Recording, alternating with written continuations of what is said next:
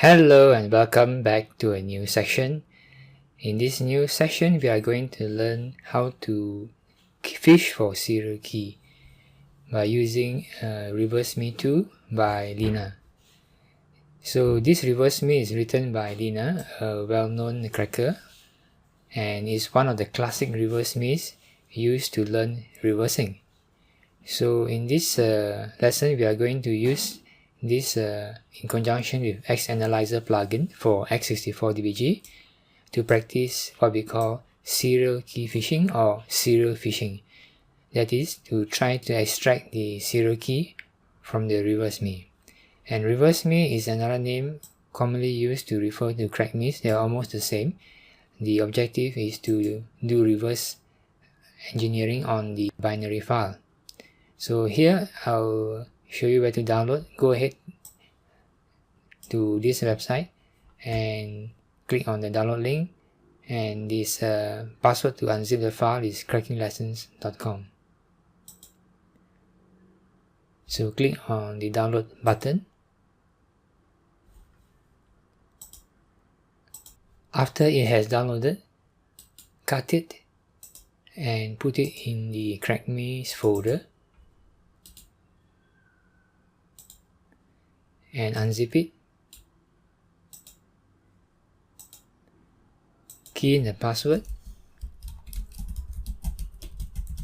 which is crackinglessons.com.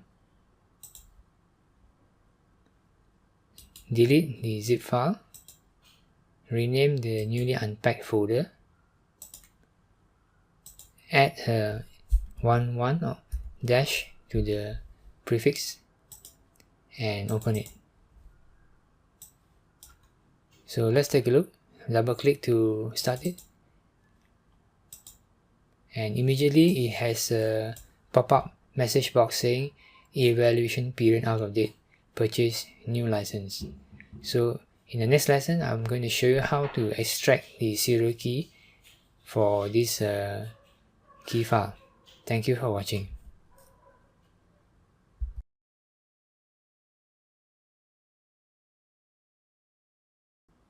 Hello and welcome back.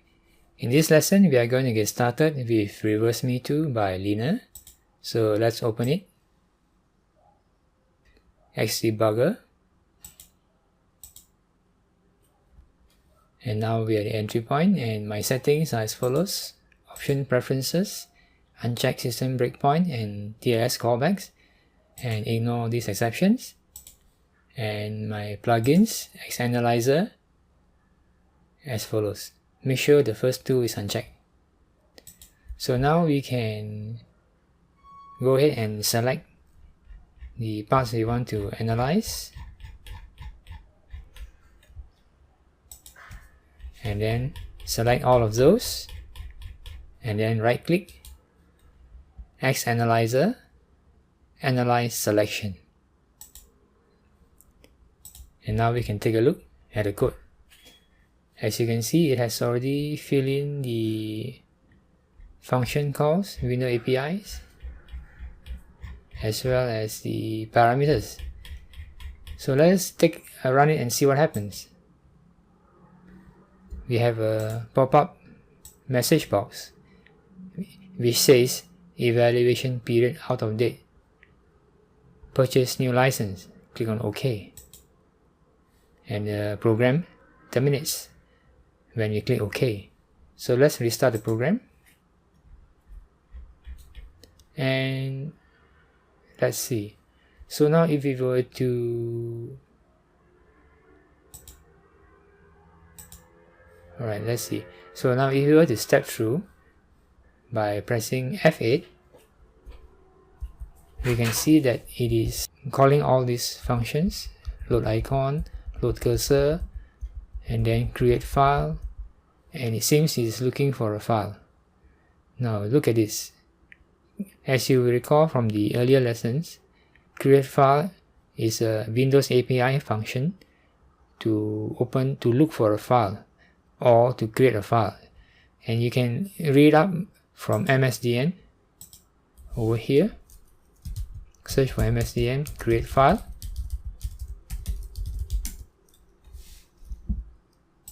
You can also refer to the earlier lessons on this, and these are the meaning of all these parameters. So create file. So the file that is trying to create is called key file. It is looking for this key file. So create file does not necessarily mean creating a file. It could also mean looking for a file so that you want to read it. So as you can see here, the parameters generic, read and write. That means it is looking for this file for reading and writing. The rest of the parameters are not so important. It is this one which we are interested in, keyfile.dat. So it is looking for this keyfile.dat, and here is where it calls the function, and the result of this call will be stored in the EAX. As we recall in the previous lessons, every window function will store the result of the call in EAX, and you can read it over here as well. The result of the call is known as the return value. So if you look at the Windows MSDN documentation, you can always scroll down and look at the return value.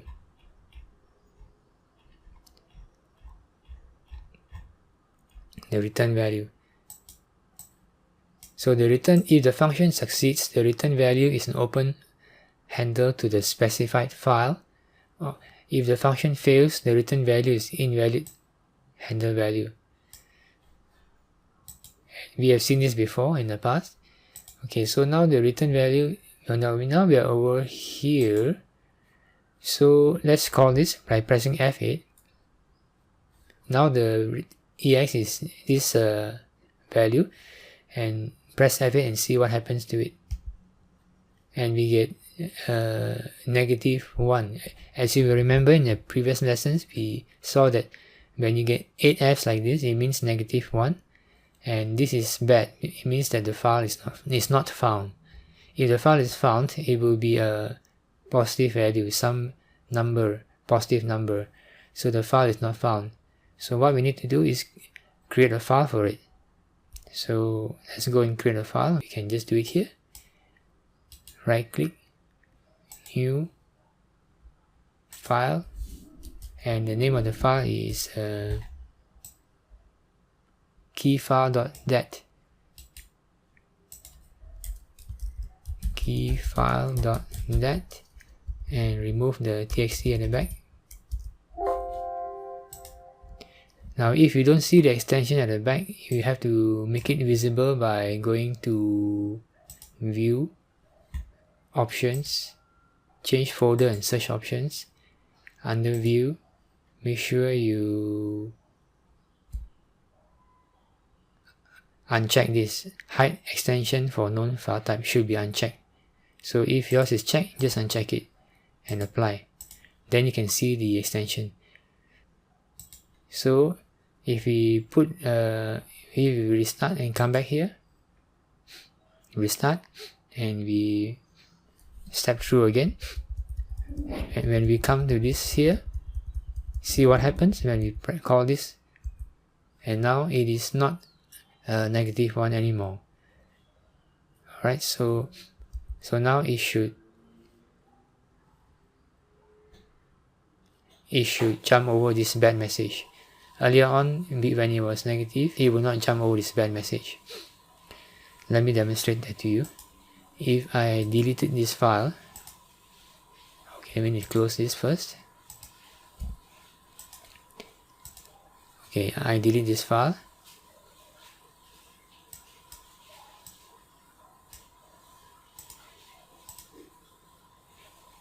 I step through again. If I delete the file, when it comes to this, and it compares it whether it is negative, and you find that it is true. So because it is true, the zero flag is 1, and therefore it won't jump. J and E won't jump. So it will display the bad message. As I keep stepping through, it shows the bad message which says evaluation period out of date. But now, if I were to create the file, keyfile.dat,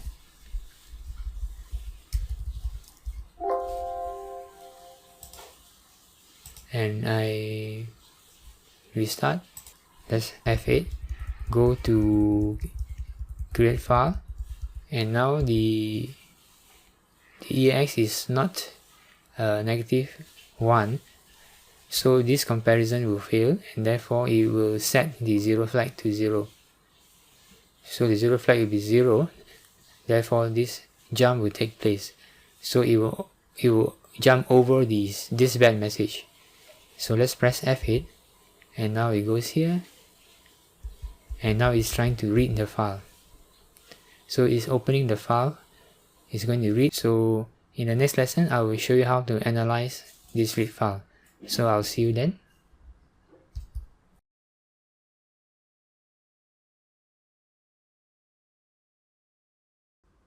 Hello and welcome back. The last lesson we stopped at this line, read file, and we managed to create a file, this file, and the content is blank at the moment. So it's about to read the file. So let's check out the MSDN documentation for read file.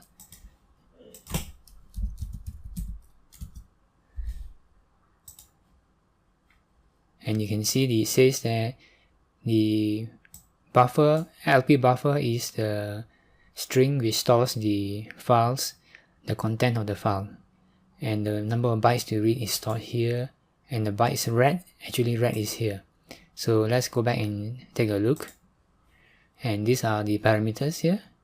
So now let's move over by pressing F8, step over, and after the call has been made, it will return a result, and the result here is stored in EX. And if the result, let's check and see, if the function succeeds, the return is non-zero. So let's see. So EX returns non-zero. That means the function succeeded. The file has been read successfully. So if for whatever reason the file was not able to be read, then it will come to this test and it will fail this jump.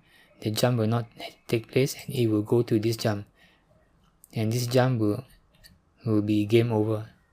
It will come to the bad message. But in our case, because the file was successfully read, so this jump will take place.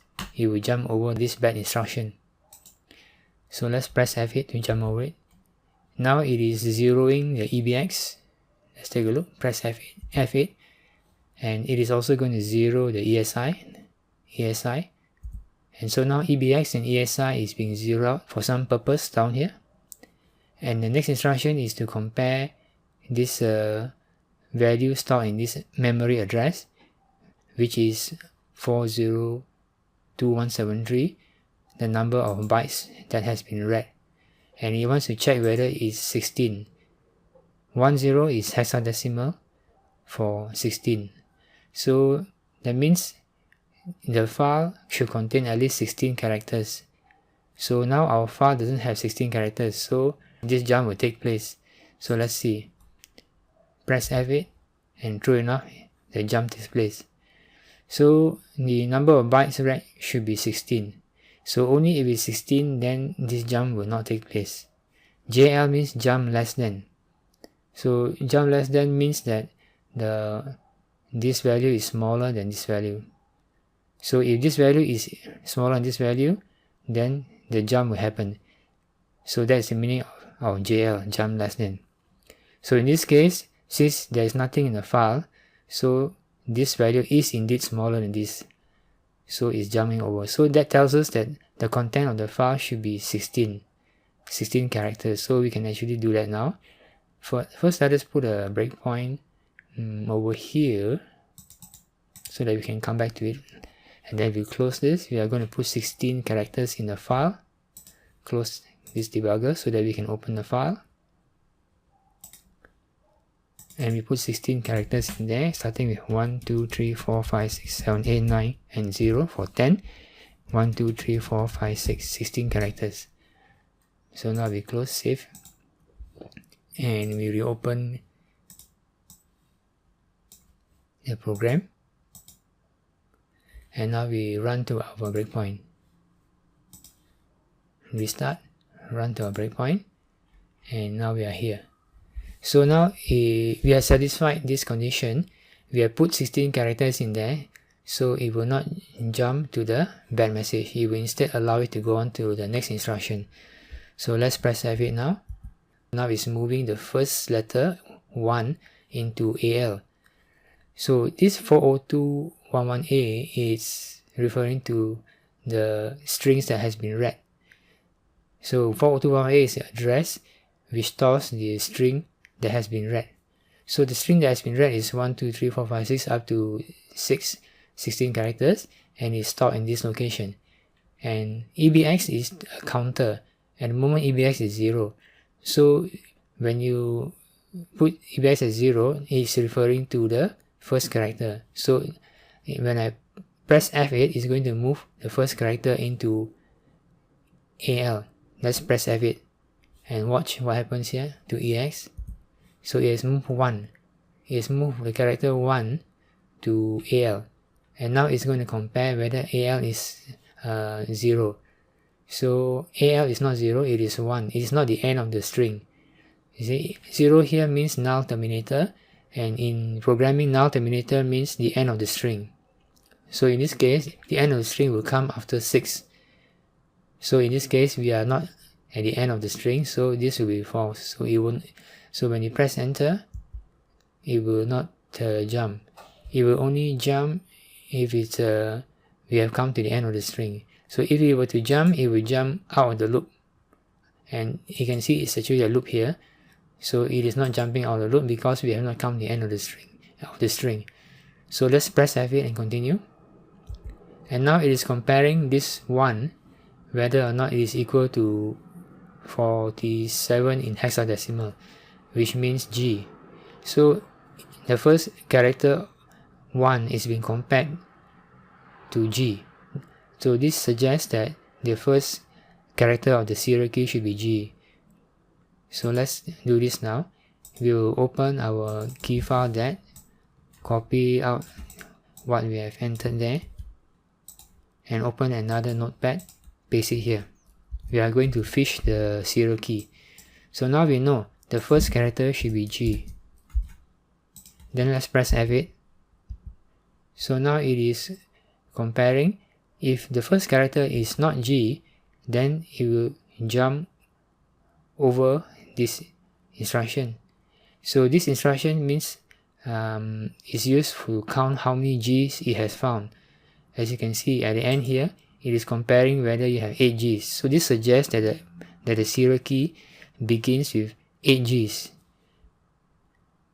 So in this case, the first G, if it finds the first G, it will increase the counter. ESI is now 0, so he hasn't found any G's yet. So if we were to press F8 now, it will jump over. But we want to simulate the situation where it managed to find the G. So we're going to toggle this flag so that it will not jump over, but instead go ahead to increase the counter. So let's toggle the flag and let it go ahead and increase the counter. So now ESI is 0. When I press F8, it will go to 1. That means it has found 1 G, the first one. So now let's press enter, and it will do a jump back up the loop. And then it will move the second character, which is 2, into EAX. And now 2 has moved there. And now it's going to compare to see whether we have reached the end of the string. So since we are not at the end of the string, it will not jump out. It will go and compare whether or not this 2 is equal to G. So then it will check, and it will jump over if it's not G. And again, we are going to toggle the flag so that it will go inside and increase the counter to simulate the situation where it has found 2 G's. As you can see, it has found 2 G's.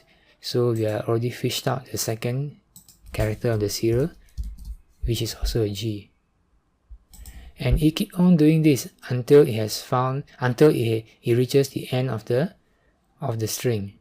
So now let's press F8, and then it is going to jump back to the loop and repeat the whole process again until it reaches the end here. Alright, so we are going to continue to step 8, F8 over it, and then here compare whether this is a G. It's comparing 3 now, whether it's a G. That means the third serial key that we managed to fish is also a G. And now we press F8. If it's not a G, jump over this, don't increase the counter. But we're going to toggle it to give it a simulation that it has found a G. So now it's going to increase ASI, that means it has found, suppose it has found 3 Gs. Then jump again. End of the string, no. No jump. And then, is it a G? Now it's loaded 4, which is this character. Is it a G? So the fourth character is of the serial is also a G. So press F8. So since it's not a G, it's going to jump over, but we're going to toggle it so that it can increase the counter. Increase counter, so it has found 4 Gs. Jump. Repeat the same thing. Now it's comparing 5, where is a G. That means the 5th character is also a G.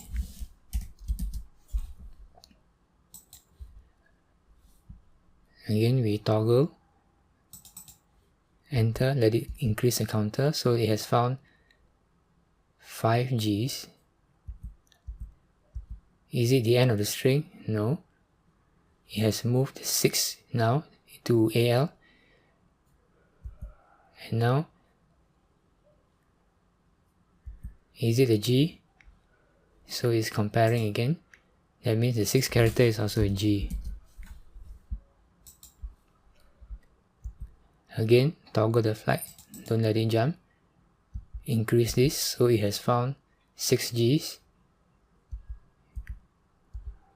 Now it's moved 7 to EX. Compare the 7, is it the end of the string? No. And then now, you see the G, that means the 7th character is also a 7th character of the serial is also a G. And then, don't jump, toggle the flag again, let it increase the counter. So now it has found 7 Gs. Another loop, it has moved 8 to the AL. Compare 8 with null terminator. No. Don't jump. Now compare it with G. Is it a G? So that means the 8th character should also be a G. Then move on. And now again let it count 8. So toggle this. And it will increase ASI, so it has found 8. Alright. So at the end here you can see it is comparing whether or not its ASI is 8. So I think we'll leave that at 8. Let's move on. Is the end of the string? No. Compare it with G. No need to be G anymore, because from here we can see it is looking for 8 Gs. So we can just go ahead and let it jump. Go ahead and let it jump over ASI. No need to increase ASI anymore. We have found our AG. So now let's see what happens. Is the end of the string? No. Okay, now it's going to move 1, this last one here. And then up. Is the end of the string? No. Now it's moved 2. Is the end of the string? No. Keep on pressing F8 until this becomes null.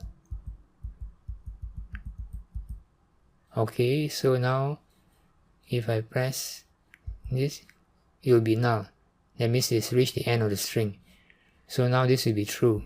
So if we jump out of the loop, press F8, it jumps out of the loop, and now it checks how many Gs have you found.